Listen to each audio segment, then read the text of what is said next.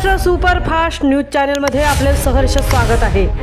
का सत्याची धार लेखणीची महाराष्ट्रातील ताज्या आणि वेगवान बातम्या पाहण्यासाठी आपल्या हक्काचे चॅनल शेअर करा, लाईक करा आणि सबस्क्राईब करा। धन्यवाद। श्री स्वामी समर्थ साधना केंद्र वडघर पांगलोली श्रीवर्धन या ठिकाणी गुरुपौर्णिमा उत्साहात साजरी। स्वामी समर्थांच्या दर्शनासाठी हजारो भक्तांची उपस्थिती। श्रीवर्धन तालुक्यातील वडघर पांगलोली या ठिकाणी असलेल्या स्वामी समर्थ साधना केंद्रामध्ये गुरुपौर्णिमा अत्यंत उत्साहात साजरी करण्यात आली। जवळजवळ 23 ते 24 वर्षांपूर्वी वडघर पांगलोली या ठिकाणी काका तथा दीपक जोशी यांनी श्री स्वामी समर्थ मठाची स्थापना केली। सुरुवातीला श्री स्वामी समर्थांचा एक फोटो या ठिकाणी ठेवून त्याची नित्यनियमित पूजा व अर्चना करण्यात आली होती।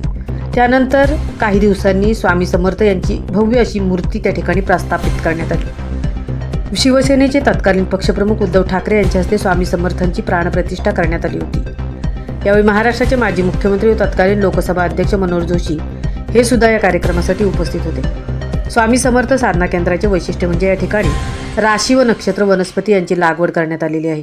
त्याचप्रमाणे अनेक विविध प्रकारच्या वनस्पती या ठिकाणी उपलब्ध आहेत। अतिशय निसर्गरम्य अशा या ठिकाणी स्वामी समर्थांचा मठ असल्यामुळे हजारो भाविक त्या ठिकाणी दर्शनासाठी येत असतात। आज गुरुपौर्णिमा असल्यामुळे स्वामी समर्थ साधना केंद्राचे संस्थापक दीपक तथा काका जोशी यांची उपस्थिती त्या ठिकाणी होती।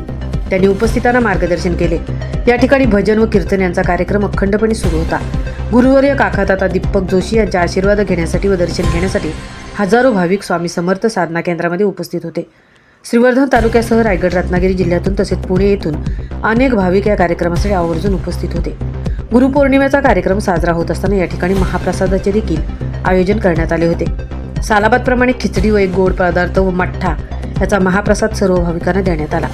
स्वामी समर्थ साधना केंद्राकडून नेहमीच अनेक कार्यक्रम केले जातात। त्यामध्ये हेलिंग थेरपी, वैश्विक ऊर्जा यांचा प्रयोग विविध वनस्पतीवरती काका जोशी यांच्याकडून करण्यात आलेला होता।